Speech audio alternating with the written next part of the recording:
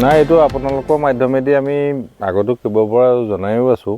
গড়টো আমি কালি ৰাতিও মুখামুখি হৈছোঁ। গড়টোতো আজি প্ৰায় 3 মাহ ওচৰা-ওচৰি হ'ল। আপোনাৰ পহাদিয়া চাপৰিৰ পৰা ধৰি দৰবা চাপৰিৰ পৰা ধৰি এইপিনে আপোনাৰ চুমৈমাৰী চাপৰি, টিকিৰাই চাপৰি, দেউতি চাপৰি আৰু এই অপলামুখ এই অঞ্চলত গড়টো বিচৰণ কৰি আছে। কাৰণ সেই চাপৰিকেইটাত যিকেইটা টিকিৰাই, চুমৈমাৰী, দৰবা চাপৰি সেইবিলাক সম্পূৰ্ণ ড্ৰাই হৈ গৈছে, মানে শুকান হৈ গৈছে। এতিয়া আপোনাৰ শীতকালৰ কথা, তাতে ড্ৰাই হৈ গৈছে। একো মানে যিবিলাক আপোনাৰ চাপৰিত ঘাঁহ বন আছে চব শুকাই গ'ল। শুকাই যোৱাৰ পিছত গড়টো আহি পেলাই দেউতি চাপৰিতে আছে। দেউতি চাপৰি আমাৰ দক্ষিণবাট মানে সত্ৰৰ সন্মুখত, সেইটো দেউতি চাপৰি বুলি কয়। আগতে ৰাধা চাপৰি আছিলে। তাতো এতিয়া মানে অলপ খেৰ আছে, তাত খাবলৈ গৰু ম'হ মানে গোটেইখিনি আছে।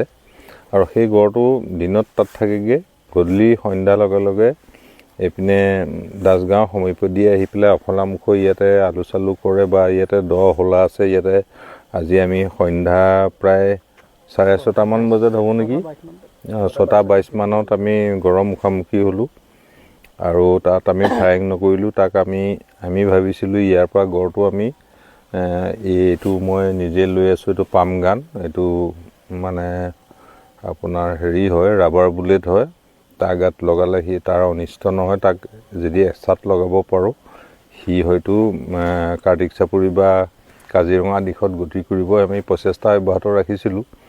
কিন্তু আমি 2-3বাৰ এতিয়া লাষ্ট মমেণ্টতো আমি ট্ৰাই কৰিলোঁ। এতিয়া খুব বেছি 10 মিনিটৰ আগত যদি যায়গৈ, আৰু বিশেষকৈ এঠাইত পাইপলাইনৰ কাম চলি আছে, এঠাইত বন্দৰৰ কাম চলি আছে। এইটো অপলামুখ ঘাট, সেইপিনে অকণমান পাইপলাইনৰ কিনাৰতে আকৌ কমলাবাৰী ঘাট, বিভিন্ন জনসাধাৰণৰ সমাগম আছে।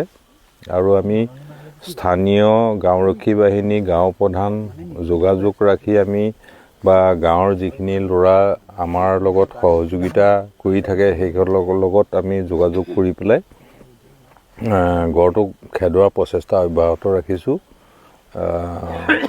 তাৰ কাৰণে আমি আপোনালোকে আমাক এতিয়া বাইট ল'বলৈ আহিলে বা সুধিবলৈ আহিলে আমি ভাল পাইছোঁ। আমি অনুৰোধ জনাইছোঁ আপোনালোকৰ মানে চেনেলৰ যোগেদি আমি স্থানীয় যিখিনি গড় বা বাঘ ঘূৰি আছে, সকলো ৰাইজকে আমি মাজুলী বন বিভাগৰ তৰফৰ পৰা আমি অনুৰোধ জনাইছোঁ, আমাক সহযোগিতা কৰক আৰু নিজেও সজাগ থাকক, যাতে গড় বা বাঘে কোনো মানুহক বা যাত্ৰীক অনিষ্ট কৰিব নোৱাৰে।